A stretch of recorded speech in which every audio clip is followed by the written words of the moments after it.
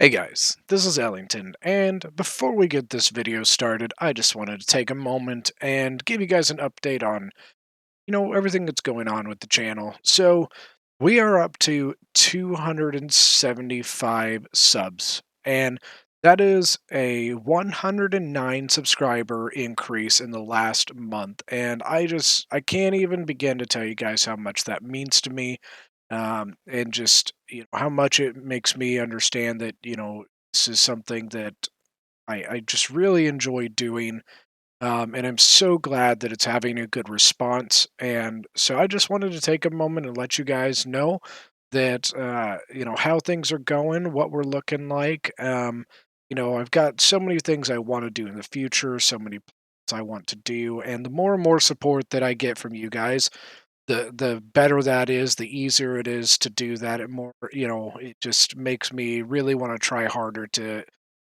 really put out something good for you guys. So that's it. I just wanted to take a second. Thank you all for everything you've been doing. But yeah, enjoy the battle. It's going to be a good one. So I hope you guys have fun. Don't forget to hit the like button when you're done with it. And if you're new to the channel, make sure to subscribe. I'd love to have you guys back on one of my streams or, watching the replays. Thanks a lot, guys. Alright, guys, welcome to the settlement of Ankira, and today we've got a 3v3. So this one was sent in to me by Beastmaster. Thank you so much, buddy, for sending this to me. I hear it's a really good one, so let's go ahead and get into this and, experience it together. So let's first take a look at the armies. So we'll take a look at the attackers. Right here as Seleucid, we have got Poopy Man, the one and only Poopy Man. And then right next to Poopy Man, we have Galatia. Galatia's being brought by Billy Blazes. And finally, on the attacking, we have Rome. And Rome is being commanded by Mexi. Now, on defense, first we've got right here as Kush, we have Pedro. And right next to Kush, we have Carthage being brought by Halo. And finally, on defense, we have Pergamon, which is a really cool faction, I personally think, being brought by Beastmaster, the person who sent in this battle. So, I personally, to be honest with you guys, I'm not personally a gigantic fan of this map. A lot of these guys who are in this battle can tell you from experience that I do not like this map very much. It is very cramped, it's very small, I don't know, it just doesn't feel like you have any room to maneuver or do anything here. So yeah, I'm not a fan. And nobody ever attacks this side because, as you can see, it's pretty much a death sentence. You have the bridge coming across here, and then you have this little walkway going through the water here, but it's so easily defensible that nobody ever comes over here because you have to push all your stuff through a river, and it just doesn't go well, unfortunately. Well, let's go ahead and unpause this and go ahead and get right into the battle. Seleucid's going to be coming in on this wall against Pergamon. Now, Pergamon is a pretty interesting faction. They really don't have much in the way of, like, melee infantry, like as in swords or axe infantry. They basically just have these Galatian swords, they're okay low-tier infantry. There's nothing wrong with them at all, but they don't, they're not the greatest at killing, usually. Usually, the best units that Galatia or that Pergamon has are these Agema spears. Agema spears are pretty much thorough spears, but better. It's pretty much the exact same unit with slightly better stats. They cost a little bit more, but they have a very good Pila or Javi capability, and they're pretty good at holding spots as well. So that is really what they are mostly known for. Yeah, so he's got a lot of Agema spears, and then he's got a couple, looks like he brought 3 archers and 1 slinger. Got a Agema spear gen, and then, yeah, Galatian swords. This is a pretty typical Pergamon army, and 2 pikemen, and that's another downside. They only get regular pikes. They don't really get a much better pike than that, which I guess some pikes are better than no pikes. Now, Carthage right here next to him. Jen is a regular general's bodyguard. It's got Iberian swords, Balearic slingers. late Carthaginian hoplites, Libyan infantry, yeah, Cretan archers, African pikes, yeah. Pretty typical Carthage army, a lot, decent amount of hoplites, but he's got a lot of Libyan infantry, so... now, Kush here is got, let's see, slave infantry, Shotel warriors, slave infantry, Kushite pikes, disciples of Epidemic, and another Shotel warrior. Now, Rome is bringing Evocati cohort, Hastati, veteran legionnaires, Hastati, veteran legionnaires, and veteran legionnaires. Another Hastati unit, a bunch of Evocati cohort back here. It's let's see, 3 auxiliary Syrian archers, a Balearic slinger, his Jin is a legatus, and he brought 1 equite. Now, Galatia is very, in a lot of ways, Galatian legionnaires are very good. They're cheap units. Galatian swords, and Galatian swords pushing the towers. Then we got more Galatian swords, and then here's the Galatian legionaries, and he does have a Celtic giant ballista, and he also brought a mercenary Cappadocian cav. Levy Freeman, and then a bunch of auxiliary Syrian archers, if I could talk. So yeah, pretty standard. Now Seleucid over here, Hillman, Thorax swords. He's got Greek giant ballista with Persian hoplites, Thorax swords as well. And did he bring any Royal Peltis? Yeah, so 2 units of Royal Peltis, 4 units of Syrian heavy archers, and then a Royal Peltis Jin. As you can see on the front end, we are in the thick of it. Kush is really being pushed hard by Rome here. Got veteran legionnaires going in against the Shotel warriors, and Kushite slaves in the front, and then we do have a Kushite archer coming up behind to reinforce or to shoot. And then we have a Hastati unit who's kind of in a little bit of a column formation. I doubt he meant to do that. Usually you want to kind of spread out, because what's happening is this little group here is fighting and everybody else isn't fighting. But the issue with that is that because the other units are quote-unquote in combat, this unit is basically exhausting itself. And then, as you can see, its flanks are very wide open to javelin shots. Now it's being flanked by a Shotel warrior, so it's got a Kushite slave in front and a Shotel warrior on the side. So that's going to be rough for that Hastati unit. And then we have another unit that's here that is broken, trying to run away. But he did use a Kushite slave unit to come out and sally on this Hastati unit. It's a good idea. It slows down this attack on the gate. It kind of gives you a little breathing room so you don't have to worry about defending that gate as long. Now, Seleucid is getting close to the walls. It looks like he did bust down the gate with his Hillman. And there's a lot of Agema spears. Oh, man. Do you see that? Now, personally, I don't... Alright, guys. Sorry about that. My game crashed. So we are back to where we left off. As I was saying, the Agema spears really have been tearing apart this Hillman unit. And I was, I just don't think that's very good use of the, the Game of Spear volley. But I mean, kills are kills, so that definitely counts as something. It's still worth it. But I usually would suggest saving your javelin volleys for more expensive, more valuable units. As you can see here, we've got a late Carthaginian hoplite holding against some Galatian swords and being backed up by some Libyan infantry. If Carthage wanted to, he could take this Libyan infantry, put it on the wall here, and move up behind the Galatian sword. I'm kind of surprised that they aren't contesting the breach at all. And then over here, we've got a Libyan infantry in combat with some Galatian swords there, and then some free reign from the siege towers to get on the wall now. Now, as you can see, the defenders did have some traps here. They still have a couple that are still there, but most of them have been trampled over by some of the units. So now we have, let's see, unit of 159 and a unit of 86 that are in combat with these late Carthaginian hoplites here. Then on this side, we do have a Libyan infantry that is contesting the Galatian swords here in the gate, and Rome has gotten its Praetorian Guard in. Now, Rome is making got quite the foothold here.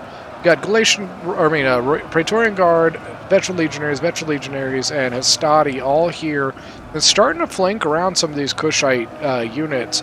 So Shotel's here, and then a Kushite slave on the wall, and then they do have a Evocati cohort that is getting off of this siege tower and kind of get in the midst of their formation. We do have a Kushite slave infantry here. They are being shot by 2 of the Roman auxiliary Syrian archers. And then the Kushite archers are also here, being protected by the Shotel warriors. And then he is still contesting this gate. This Kushite slave infantry is still taking on this Hastati unit, and they've got combat even. But I think the slaves are going to win that one. They're at 117 guys versus 37. We have Kushite archers that are shooting into the backs now of these Evocati cohort, which is a really nice shot on these armored units. You know, now you're taking away the shield bonus of the unit, which is very good. Although now look that Rome has moved 2 of his Syrian archers back to this side to start countering the Kushite archers, and they're probably going to win that fight. Because I don't think Kush had all of his archers there, and his archers aren't as good. He's doing enough that he is forcing the units to fall back, except for this one, which is on the wall, so it has a little better protection against the arrows, so it can do some good damage against those archers down there. Those guys are exposed. These guys have a block, something blocking them. So Kush is making a pretty good stand here, but this is looking a little thin there, but as you can see, you got some Shotel warriors moving in to back it up. Then we have Carthage here at the gate, getting a little thin, got 91 out of 160 there, and then a mercenary Iberian sword to back it up. But then this Iberian, oh wait, that is looks like the other Libyan infantry lost the battle there.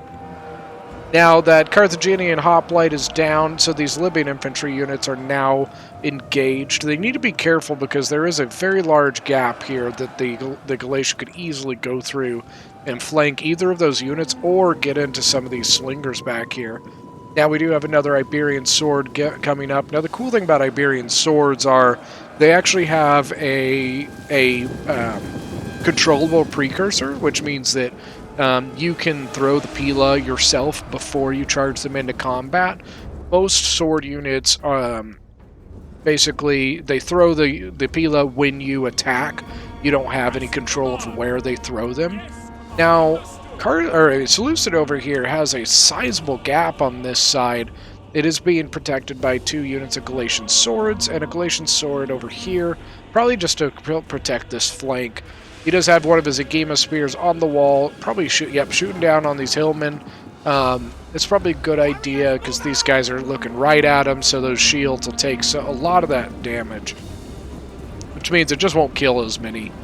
But they don't seem to be pushing onto this wall much more. Looks like they're going to fully commit to this breach, and I think they're just going to shell the hell out of it with that artillery. But as you can see, Pergamon is pretty well set up here. Game of Spears all over the place, but Galatian Sword's going to take the brunt of that attack, which is perfectly fine. You save the Game of Spears for the long game, I would say. The Iberian swords are still holding okay, except for this one getting pretty weak. It's down to 50 on the Libyan infantry there. And then there's another, probably a broken unit that came back ready to probably go back in if he wants it to. Now Kush is still making a pretty good stand over here. He's got units ready to back up this line when needed. And then, yeah, he's got plenty of infantry over here ready to go. But honestly, that's about it from Kush. I think Kush is pretty much all committed at the moment. He has a couple units back here in reserve, but that's about it. Now Galatia is making a pretty good push here. Because this breach is uncontested, he can basically walk whatever he wants into this wall. He's got 2 units of Levy Freeman ready to go, and looks like he might try to do something with his cavalry. He might try slipping between the 2 of these. I don't think it'll do much, but maybe he's just repositioning. That's probably all he's doing. Now he is moving his 2 units of Galatian Legionnaires up. They're, wow, both gold tier. Then we have a Galatian sword here, and then once again, they're still pushing pretty hard into the center area. Seleucid is kind of taking his time. I looked like first like he was going to go this way. Now he might be moving units back to the left side. Perhaps he's just trying to feint Pergamon. He does have 2 units of Thorax swords in the combat here, but they are both, let's see, one's losing slightly, and the other one is combat even. Let's see, it's 2 units of Galatian swords still, but we do have some Agema Spears coming up. Oh, that was a really nice flanking shot they got on those Agema Spears, but he is going to reposition them so their shields are facing the archers, which is a good idea. But honestly, those archers, yeah, they're just going to shoot in the sides of these Galatian swords. That's a great shot there. And Pergamon's archers are so far away that they can't do anything about it. He does have 1 unit of archers here. All, like, no kills, so probably has full ammo. And he has an Agema Spear protecting the gate just in case. Yeah, that's just a nasty amount of archer fire. Look at that, 58, 57. Yeah, that's just a disgusting amount of fire there. Man, yeah, he pulled off a little bit on that attack, you can see. I think probably just waiting to whittle down a little bit more into the defense before getting in. And then he is using his Royal Peltis and Thorax Swords to throw their Javies into the defense there. Wow, so Carthage actually has made some ground here. They've actually pushed back a little bit here. You got the Galatian swords being pushed back by a Libyan infantry and a mercenary Iberian sword. Now, Galatia does have one of his gold tier legionnaires coming up into the gap, but he needs to be quick because that's going to be a close call there. They almost lost this breach, which would have been just dreadful for them. Now we have a small unit of Libyan infantry, 71 men, pulling back a Galatian sword and a Galatian legionary on the side.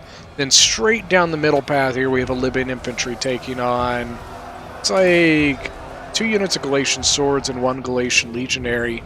Shotel warriors here, Shotel warriors, and they're both taking on just a tiny unit of veteran shields. But he is so, oh man, he's committed just about everything into this fight right here against the Avocatis and the Praetorians. The Praetorians are actually pretty dinged up. They've lost 70 men and only have 100 kills. So they good job on Kush for countering that. He does have his, Rome does have his Balearic Slingers here lined up, shooting into the back ranks of this.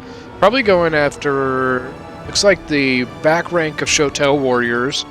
And Kush can't do a whole lot because his archers just aren't good enough to take on these Syrians. And anytime he pulls his archers up to counter any of this, those Syrians are just going to tear him to shreds. What I would probably do, I would probably move my archers onto this wall and shoot down the Syrians. Once you're on that wall, you get a lot more protection. Yeah, and look, these Syrians are just going to shred the sides of your units. Oh man, that hurts. On the front here, we do have a Kushite pike that's gone into combat against Galatia just because there's really nothing there to stop the pikes unless Galatia starts moving his Syrian archers up. So good move by Kush in the center. Now, Galatia does look like they have re-pushed back through this breach now. The Galatian legionnaires are definitely doing a good work against these Libyan infantry. You know, they're up to 85 kills now, so very well done. And then a Syrian archer here duking it out with some of the slingers and Cretan archers there. Now, it looks like Seleucid is going to move his Royal Peltis up the siege tower onto the walls and take on the Agema Spears with the Royal Peltis, which is honestly probably not a bad idea. Royal Peltis are a very, very strong unit. They pack quite a punch. They should be able to chew through these Agema Spears pretty well, but he needs to make sure that they don't get double-teamed, because if they get double-teamed or outflanked, they really just get shredded apart. And I think he's either going to try and, yeah, he's just going to try and shred this with artillery and archer fire. He's shooting a little short, but it's probably AI doing that, and that's unfortunate because, oh, gosh. Yeah, so that giant ballista's up to 106 kills now. Now, it is a fixed artillery, so it does typically have a little bit more ammo than like a movable one. Now, looks like we got some Balearic Slingers that might have gone a little too far ahead, unfortunately. But he is going to pull those back as some Levy Freemen from Galatia come in. Now, he does still have his archer support from the Cretan archers here. He's got to be real careful because they got a Galatian Legionary coming in, and they've got a free path right to these archers or to the back of this Libyan infantry. Either one is going to be extremely painful. So he is moving his Carthage is moving his Cretan archers out of there, and the slingers are going to stay here. Yep, there it is. The Galatian Legionary is going to just flank this Libyan infantry, which is just, it's going to shred it down pretty quick. That thing's going to fall here pretty soon. Do have a Libyan infantry still here against the Galatian Legionnaires with some Cretan archer support behind. Looks like he pulled the pikes out. I'm not sure where he put them, but okay, so I guess he must have pulled them around here and brought them in here, which is fine. I just think it's going to be pretty painful because those archers are really going to beat that pike up. And also you're about to lose your 2 infantry units in this area as well.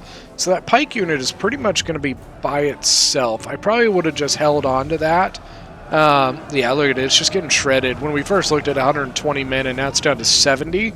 And, yeah, the Shotel Warrior and Armored Shotel Warrior are both pretty beat up. And then Rome did bring his cav in, 2 units of Equites.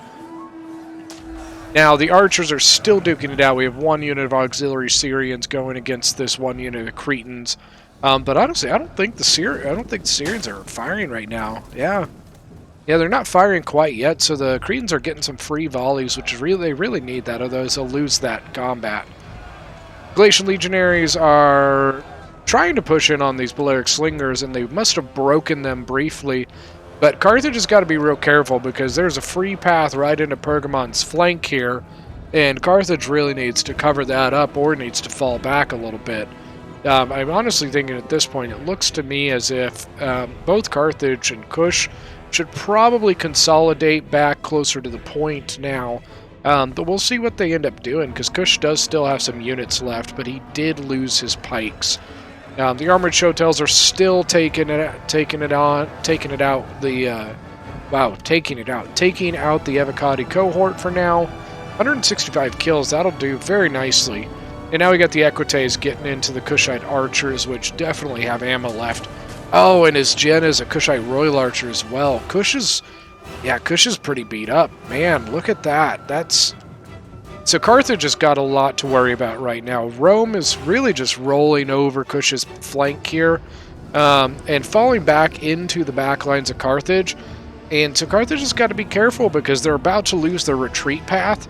Now, he does still have his African Pikes and his Mercenary Noble Fighters back here. Where's his gen? Gen's in the middle, so being a cav unit, that gen has the ability to get out of a lot of situations. Oh, and there's the other African Pike. Now, it does look like they are going to call the retreat. The Cretan archers are still shooting, and they do have a Libyan infantry holding back the Levy Freeman of Galatia. Now, the healthiest army, it looks like, is going to be Pergamon. There's a lot of Agema Spears left, and yeah, I think that's most of what he has left is the Agema Spears and 2 Pikes. So he's got quite a bit left, but the other 2 armies are looking pretty beat up at this point. Seleucid, I would say, is probably the healthiest of the attackers.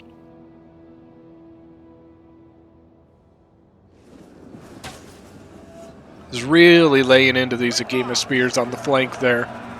But these guys here did a number on the Royal Peltas, but those Royal Peltas got 170 kills, so that's nothing to joke about. That was a great Pila toss by this Agema Spear into those Thorax Swords. Just did a great flank shot. Look at that. Oh, that's nice. Even if it didn't get a lot of kills or anything, it still did a lot of HP damage to the unit. So, I mean, look at it. They're just going to fall pretty quick because those Agema Spears just really got a great initial shot. Oh, man. Yeah, that archer fire on the flank was just painful on that guy. 19 kills, and it's already down to 22 and shattered. Now, this is 35 with 80 kills. Not bad. But look at that. We've got a gap in the line here. So we got 2 units of Thorax Swords that are going to sneak through the sides. And either I think they're going to flank around on the back of this Galatian sword and break this little defense here by the 2 Agema Spears and the Galatian sword. And then the Thorax Sword over here is duking it out. They're pretty much losing decisively. Oh, and there's the flank by the other Agema Spear. That's going to be even though it's a small unit, it'll still do some fear effect to it. Now you got the Galatian Cav coming in. It looks like the Pikes were able to set up in this gap close enough or quick enough that they weren't charged very well, so that's good for them. And then we have the Pergamon Pikes set up in the big opening here. The capture point is actually around this tree right here. So as you can see, the gaps they really need to hold are here, here, and somewhere in this area. They could either go here or here. In the end, they're going to have to hold probably here and here, I would say. And then on this side, Seleucid can come around like this. So they have the general from a Pergamon here with another Agema Spear and Slinger unit supporting it. Now, Carthage, 80 kills on these guys, so they probably have, I'd say, at least a quarter ammo. They've probably got about half with 45 kills. And then 127, it is a Slinger unit, though, so they probably have about a quarter ammo, I would say. Now, these African Pikes are untouched. And then these African Pikes have lost 1 man, but they've killed 16, which I'm assuming they must have gotten into combat somewhere. I'm not sure where they got into combat, but they did get some kills somewhere. And then the Pergamon Pikes are completely fresh. Oh, there's another. So got another Agema Spear that got flanked here. That Cav gets in and around and can really cause some issues for you as you're going around. So they've got a Thorax Sword and a Persian Hoplites facing on one side, and then the Cappadocian Cav that came in on the back. Now, the Slingers from back there by Pergamon are getting a shot into them, but it's just a little bit of an awkward angle. So they might get a couple kills here and there, but it probably won't be too crazy. Now, we do have a flank by the Thorax Swords and the Royal Peltis on this one unit of Agema Spears. So it's getting a little sticky over here. Balance of power, as you can see, is getting pretty slim. Now, I'm not sure why he's pulling off on the back. Yeah, okay, so there we go. He's wavering, and this Royal Peltis is probably about to finish this guy off pretty quick. And then we do have the Jin getting up the siege tower, or where's the rest of the Jin? Oh, I guess this is the Jin. Okay, that's the Jin's unit. And then we have a unit of Thorax Swords there. Thorax Swords and Royal Peltis. There's the Royal Peltis with 180 kills. I thought they died, but I guess not. 71 on that Thorax Sword and 58 already on the Jin, and he's only lost 3 men. 85 on this Thorax Sword, and then the Archers have been doing a really good job. 65, 140, 133, and 151, but he's probably out of ammo on most of these. Either that or he's close. Now, he does have a little ammo, it looks like, but I guarantee he's under a quarter ammo on most of those, I would say. Now, they did clean this up. The Cappadocian Cav is still alive by a sliver. He's at 22 men. But as you can see, the Slingers are starting to really shoot down a lot of these Syrian heavy archers. You know, honestly, it's not a bad decision to get rid of them. So it's probably a good shot, I would say, although they are pretty low on ammo as well. Now, the Galatian, I'm not really sure what the Cav's doing. You're not going to charge into Agema Spears and get very far. He's probably just going to follow them back and then start moving infantry in to start engaging these Agema Spears. But with the other unit behind, they're going to get some really, really nice javelin shots there. Pikes are still here. It looks like Rome and Galatia are kind of taking it easy, letting Seleucid start pushing harder. Seleucid has the healthiest army, so that means that if Seleucid pushes and starts making some progress, then the other 2 armies can hopefully start pushing as well, so that they don't get, double teamed or anything like that.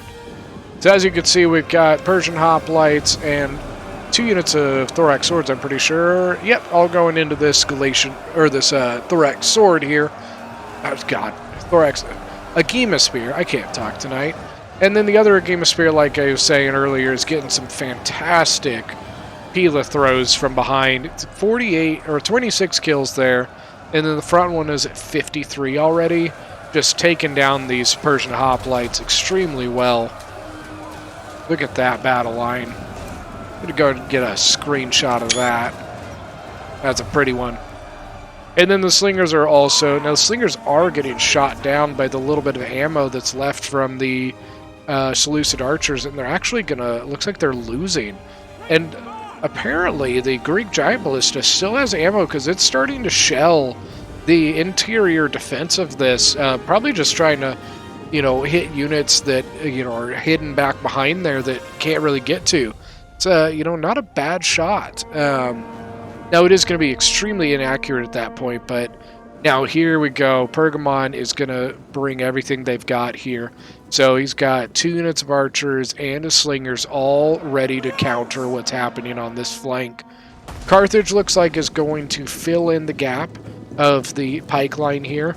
Now, Galatia still has ammunition on its slingers and Syrian archers here, so it actually is really hurting the Pergamon pikes. They're at 118 men out of 160 and haven't even been engaged yet. So that's oof. There's nothing worse than sitting there watching your pikes get slaughtered by archers and knowing you can't do anything about it. So something I would suggest here. So as you can see, they are putting some more units into this combat. I would honestly suggest, instead of just piling units onto the back of this line, I would probably suggest pulling a unit out first, then moving your unit in to basically assist it getting to the front line much quicker. You know, he is pulling out a thorax sword now, but you can see that the Royal Peltis, which is your real heavy hitter, is kind of trapped back here and really heavily exposed to this archer fire because it's up on this hill, so these archers have a great shot. Now, sorry, but that is another nice shot there.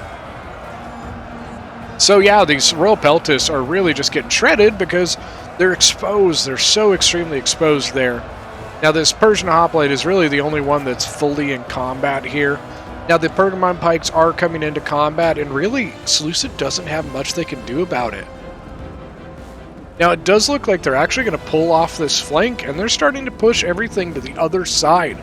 That is actually, you know, that's an interesting idea because Pergamon committed a ton over here. And now Seleucid is just going to go to the other side where it's much thinner. The Pergamon, pikes are extremely weak, and now they're getting shelled. Did that come from, I wonder, did that come from Galatia's Ballista? From all the way over here? Yeah, okay, so Galatia's Ballista still has ammo too. And they're just going to take long shots here. They did get a good shot on the pikes earlier, and then they're just barely missing, but that is not a bad idea. As you can see, Pergamon, I don't know what they're going to do. I would assume the Pergamon's going to readjust and bring his troops back to this side. Carthage does have the mercenary noble fighters here ready to get into combat with Seleucid, but I'm really worried what they're going to do with this pike area because they don't have much to fill in the gap there. Pergamon's probably, yeah, it looks like Pergamon's going to have to bring back a unit to fill that gap here eventually. Like I said, there's nothing worse than watching this happen because it just, oh, it's painful. You know, you realize there's just nothing you can do about it. If you are out of archers or something, then their archers start shredding you. But honestly, just that artillery fire is so far away and so unreachable that there's just not much you can do. So they just get to sit there and shell you, and you just pray that they don't hit. That because of how long that shot is, that they aren't able to get you from that far away. Now, their mercenary noble fighters are going to do some real work against these thorax swords. They are extremely good, so they will do some really good work. You know, those thorax swords really can't go against them. You know, if they sent in the 2 units of Royal Peltis, they would probably do a bit better, especially if they are full health, but those noble fighters are going to chew through just about anything else. Now, Pergamon actually advanced on the backside. He's going into the back. He's going to start wrapping around and taking out these archers and probably try and take out like the back lines over here and start wrapping in around on the back of Seleucid. Galatia's might have to send a unit like this Levy Freeman up to help protect the flank of Seleucid while Seleucid pushes into the side here. But now Pergamon's got his other pike unit in, so we got a pike and a half, let's say, in combat with a noble fighter and support. So it's an interesting little setup here because honestly, the attackers really don't have much infantry left besides what Seleucid has. So what's unfortunate is that means that the other two armies can't push very hard because they don't have the units to do it with. They've got archers, they've got some archers, most of them probably out of ammo, but when it comes to actual infantry, they don't have much at all. And now the archers are really just laying into the Galatian legionaries here. He's going to go shield wall to try and alleviate some of that damage by upping his armor some. But we'll see. Yeah, look at... you got the noble fighters coming in here, and honestly, if he were to take the pikes and move it into combat against the thorax swords, it'd probably be even worse. But those pikes are about to break, so I'm not sure what they're going to do there. The noble fighters have lost 50 men, but they're up to 115 kills already. And then we have the Agema spears coming around the flank, and they're about to take out these Syrian archers, which are trying to cover the flank if they can.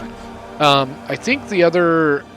Let me see, where did the Royal Peltus go? Did he already get beat, maybe?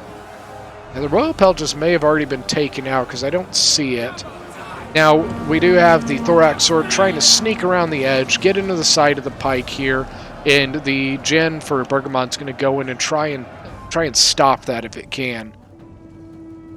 Now on this side we got Noble Horse from Galatia, really probably just trying to find an opening. We got the pikes here, but I think he's going to try and come around the side and probably try to get into the back lines. Carthage may have to take his Gen and try and basically sacrifice it.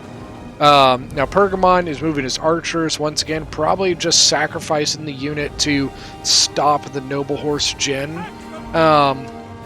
Yeah, this is an interesting fight because it's so slim on both sides.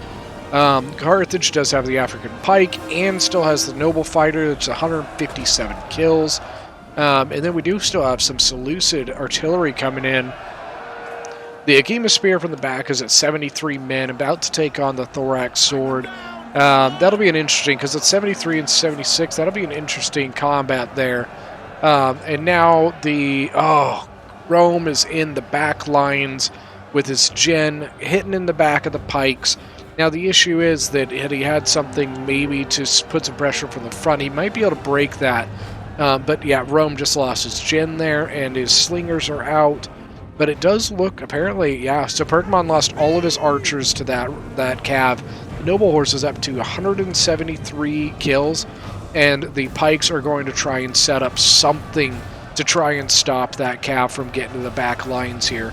This is a very close fight. I don't really... Man, there's just so little left from both sides that this could go both ways. Got two pike units here from... one from Pergamon, one from Carthage, and then got a pike unit trying to protect the back, along with the Carthage general. The Noble Horse is just racking up kills, but now he's starting to lose because of the pikes. He's looks like trying to get into the back of the pike line here, but it doesn't look like he's very successful. He just cannot get around this pike line there. Now Carthage's Gen is doing as much as he can. He's up to 90 kills. Now Galatia was able to disengage from the pikes over there and get into the back of the Pergamon pikes here. And now we have... Oh, they're out of position. So now we've got a bad angle here. We have the Roman Syrian archers hitting the flank here, and Galatia's general trying to get in the flank on this side.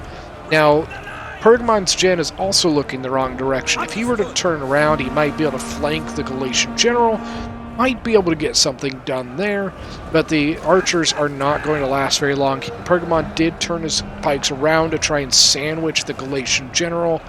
Oh man, this is just what a fight, guys. Got a pike box going on, flanking and around. Now we got the Carthage Gen. Oh, and the Galatian Gen is gone. So I just don't know, because there's so little. I think the defenders have got to have it here. I just don't really see what the attackers have left. Levy Freeman and archers, that's really it. The defenders still have their pikes. They still have The two gens, I believe, and the noble fighters are still alive as well. 323 kills now. The pikes are at 90. The Carthaginian pikes are at 96. The other pike unit is at 56. Yeah, I think, wow. So this looks like a defender victory, guys. That was very intense there at the end there. I really wasn't sure which way that was going to go, just because there was so little left on both sides. It really came down to just who was able to move their units fast, who, exploited the mistakes that were made, gaps that were left, flanks, things like that. And it looks like just the defenders were able to just pull that one out. But that was a very, very exciting fight. Let's go ahead and see the ending stats here. So Halo as Carthage had 2,365 kills. And see, archers all did great, over 120 each. Pikes did pretty decent, 96 and 56. His Libyan infantry did very well, and then his mercenary noble fighters got 341. Then his Iberian infantry got 185 and 104. Now Beastmaster had 2,000 kills and 2,063, I guess I should say. All of his range did over 100. His gen did 185. Zagima Spears all did very well, 315 on this one. That's crazy. 118 on the Galatian Swords, and then his pikes did 90, and that one just got shredded, unfortunately. Pedro, his archers did okay. I just don't think he was, unfortunately, able to take that fight with Rome very well, not with the archers, unfortunately. Armored Shotel Warriors, 170. His Disciples of Epidemic got 103. Kushite slaves, really, they did okay. The pikes got shredded by archers, unfortunately. And then the Shotel Warriors, 179, 136, 169. Very well on those Shotels. Now, Mexi as Rome, his cab did very, very well. 132, 202. As an attacker, that's very good. His range all did really good. 302, 127, 139. His Evocati did pretty well, 243 on that one, and then 102, 135. And then his Praetorian Guard got 207, and then Veteran Legionaries got 114, 164, and 182. Billy Blazes, his gen did very, very well, 220, 103 on the Ballista. That's crazy, considering that most of that was at the end. Cappadocian did all right, 31. 106, 83, 48, 87 on the archers. Galatian Legionaries, 254, 188, 162, 147. So pretty good on all of those. Then his Galatian Swords got 160, the best one on those. And then his Levy Freeman, they were bodies, Poopy Man, 79 on the gen, 165 on the stuff. Very well done on that. All of his archers did pretty well. His Hillman just, I think, got shredded. That the Agema Spear just really tore him apart. 202 and 171 on the two Baro Peltis. Then all of his Thorax Swords did very well. So that is going to be the end of that one, guys. Thank you so much for joining. I really hope you guys enjoyed this one. It was very, very close at the end. Really had no idea which way that one was going to go. Very close. It just swung both ways quite a bit, and you just really didn't know what was going to happen by the end. But if you guys enjoyed it, I would do truly appreciate hitting that like button. And if you are new to the channel, don't forget to hit that subscribe button. Other than that, we will see you guys next time.